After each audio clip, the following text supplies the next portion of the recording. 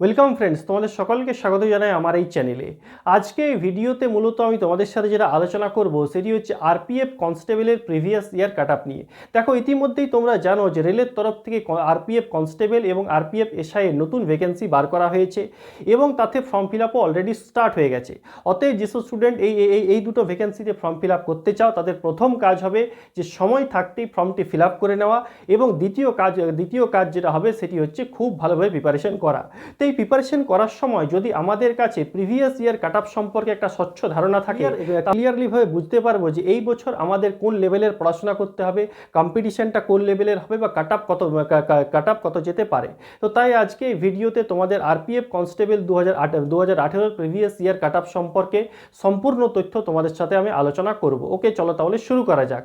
শুরু করার আগে বলে রাখি, যেসব বন্ধুরা এই ধরনের ভিডিও বা বিভিন্ন গভর্নমেন্ট জব ভ্যাকেন্সির ভিডিও সম্বন্ধে আপডেট থাকতে চাও তারা আমার এই চ্যানেলটিকে অবশ্যই সাবস্ক্রাইব করো। ওকে, এবারে দেখো বোর্ডে আমি সব ইনফরমেশনগুলি পরপর আলোচনা করছি। দেখো, প্রথমেই তোমাদেরকে যেটা বললাম, কিসের এটা না, আরপিএফ বা রেলওয়ে প্রোটেকশন ফোর্স এর কনস্টেবলের প্রিভিয়াস ইয়ার কাট আপ। ওকে, প্রিভিয়াস ইয়ার কাট আপের এই ভিডিও। ওকে, দেখো, প্রিভিয়াস ইয়ার কাট আপটা আলোচনা করার আগে তোমাদের সাথে আমি এই বছর যে নতুন ভ্যাকেন্সি বার হয়েছে তার এক দুটো জেনারেল ইনফরমেশন তোমাদের সাথে আলোচনা করে দিই। যেটা হচ্ছে প্রথম কিনা অ্যাপ্লাই ডেট। এই বছর যে নতুন ভ্যাকেন্সি বার হয়েছে 2024-এর এর আরপিএফ কনস্টেবলের অ্যাপ্লাই ডেট যেটা থাকছে সেটি হচ্ছে 15/4 থেকে 14/5। 15ই এপ্রিল থেকে 14ই মের মধ্যে তোমাদেরকে অনলাইনে ফর্মটি ফিল আপ করতে হবে।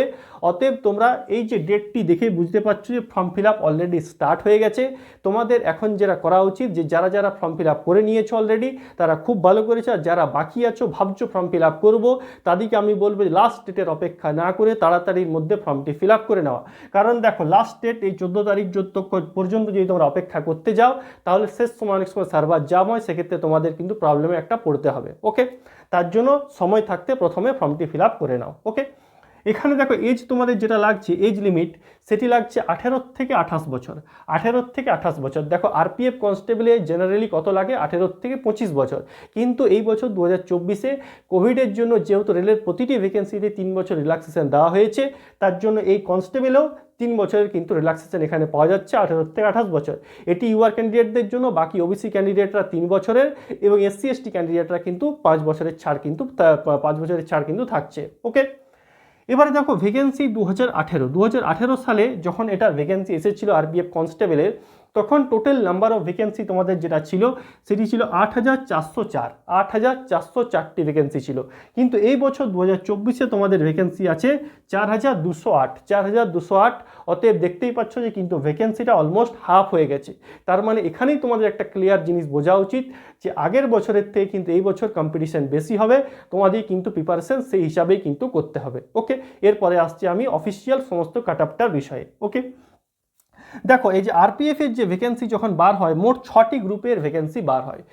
সেখানে থাকে group A, group B, group C, group D, group E, group F. Okay, এবার এই 6টি গ্রুপ কেন থাকে তার মূল যে কারণটা হচ্ছে যে তোমরা জানো যে আমাদের ভারতীয় রেল মোট 16টি জোনে বিভক্ত আছে।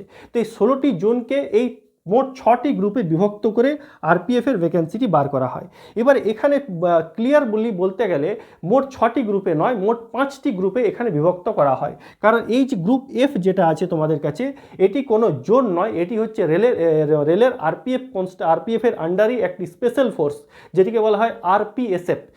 এই গ্রুপ এফে শুধুমাত্র আরপিএসএফ এর ভ্যাকেন্সি থাকে, এবং এই আরপিএসএফে বা গ্রুপ এফের যে ভ্যাকেন্সিটাতে এখানে শুধুমাত্র মেল ক্যান্ডিডেটরা অ্যাপ্লাই করতে পারে, ফিমেল ক্যান্ডিডেটরা অ্যাপ্লাই করতে পারে না। মানে অ্যাকচুয়ালি যে 16টা জোন ভারতীয় রেলের, সেই 16টা জোনকে 5টি গ্রুপে বিভক্ত করা হয়, group A, group B, group C, group D, group E. আর আমাদের পশ্চিমবঙ্গ যে মূলত যে দুটি জোন কভার করে সেটি হচ্ছে ইস্টার্ন রেলওয়ে এবং south eastern railway. Eastern railway এবং সাউথ ইস্টার্ন রেলওয়ে এই গ্রুপ সিতে আন্ডারে আসে, গ্রুপ সি এর আন্ডারে আসে। ওকে, বোঝা গেল যে কেন এই টোটাল 6টি গ্রুপে এই আরপিএফের ভ্যাকেন্সিটি আসে। ওকে, এবারে দেখো কাট আপ। এবারে কাট আপ বলতে দেখো মেল এবং ফিমেল দুটো কাট আপেই তোমাদের সাথে আমি আলোচনা করব।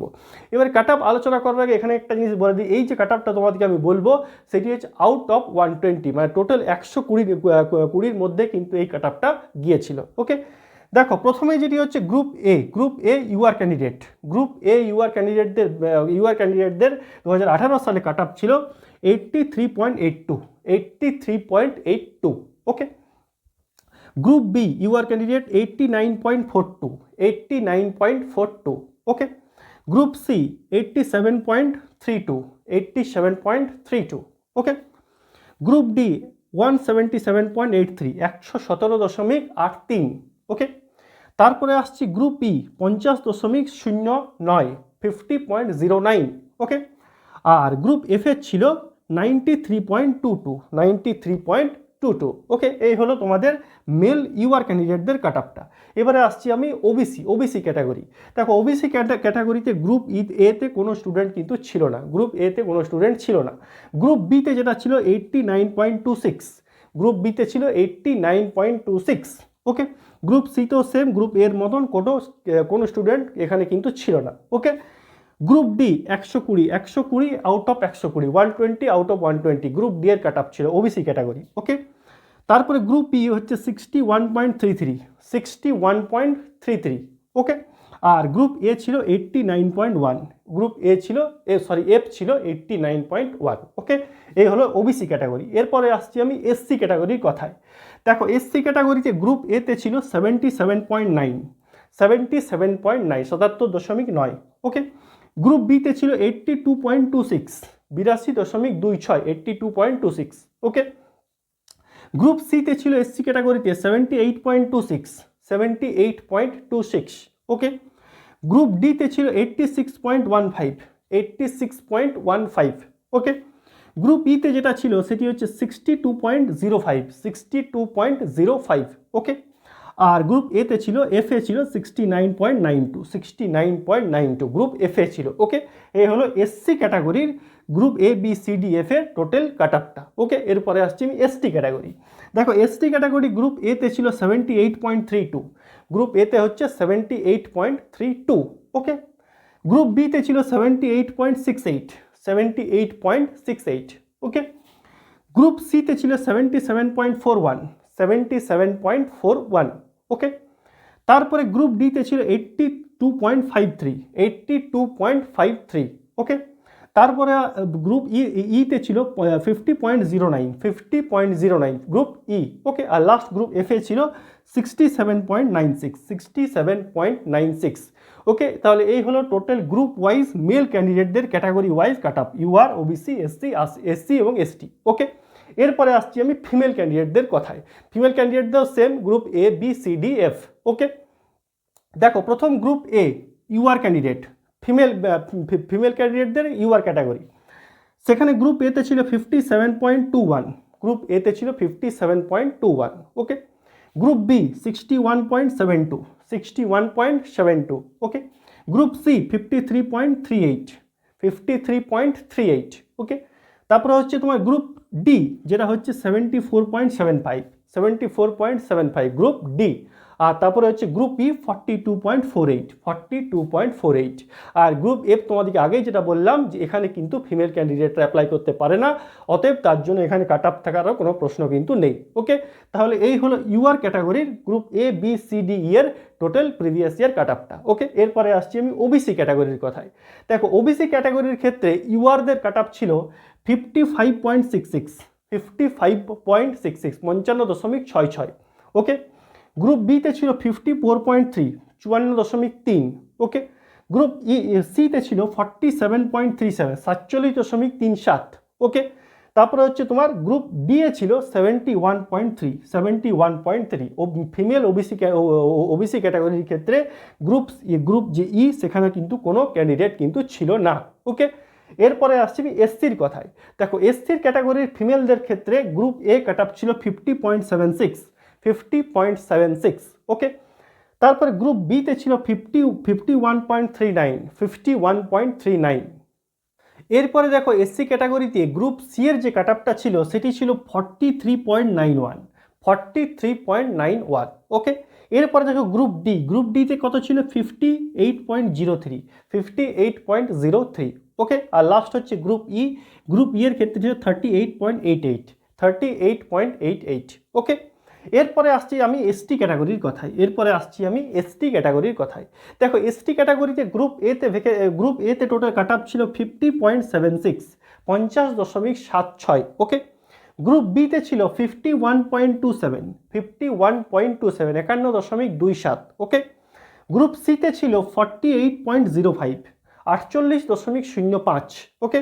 গ্রুপ ডি এর ক্ষেত্রে ছিল 64.42, 64.42, আর গ্রুপ ইয়ের ক্ষেত্রে ছিল 36.12, 36.16, আর গ্রুপ এফ যেহেতু আগেই বললাম যে ফিমেলদের কিন্তু ভ্যাকেন্সি থাকে না, অতএব এখানে কোনো কিন্তু কাট আপ নেই, ওকে। তাহলে এই হলো আরপিএফ কনস্টেবল যে 2018 যে ভ্যাকেন্সি এসেছিল সে তার মেল এবং ফিমেল উভয় category wise SC ST UR OBC এই 4টি ক্যাটাগরির গ্রুপ ওয়াইজ টোটাল কাট আপটা। অতএব এই কাট আপ দেখে বুঝতে পারছো যে আগের বছর কোন লেভেলের কাট আপ ছিল এবং কোন লেভেলের কম্পিটিশন হয়েছিল। তো অতএব যারা এই বছরের প্রিপারেশন করছো তারা অলরেডি একটা জিনিস দেখছো যে ভ্যাকেন্সি কিন্তু নাম্বার অফ ভ্যাকেন্সি অনেকটাই কম আগের বছরের তুলনায়। অতএব তোমাদের কাছে এই যে কাট আপটা দেখে একটা ক্লিয়ার স্বচ্ছ ধারণা তৈরি হওয়া উচিত যে এই বছর আমাদেরকে কোন লেভেলের পড়াশোনা করতে হবে এবং কোন লেভেলের কিন্তু কাট আপ কিন্তু যেতে পারে। অতএব যারা প্রিপারেশন করছো তাদেরকে আমি একটা জিনিসই বলবো যে নিজের প্রিপারেশনের লেভেলটা কিন্তু খুব বাড়াও, আর পড়াশোনার সাথে সাথে কিন্তু মাঠের প্রিপারেশনটা কিন্তু অল্প অল্প করে কিন্তু করো। কারণ আরপিএফ কনস্টেবলের ক্ষেত্রে কিন্তু তোমরা জানো যে এখানে কিন্তু মাঠ যেটা পিটি এক্সাম হয় সেই এক্সামটা তুলনামূলক ডাব্লিউপি কেপি এই ধরনের এক্সামের থেকে কিন্তু একটু হার্ড হয়।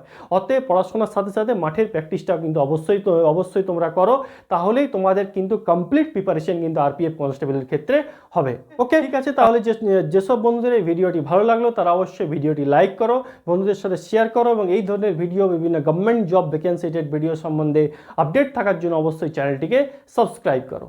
Thank you.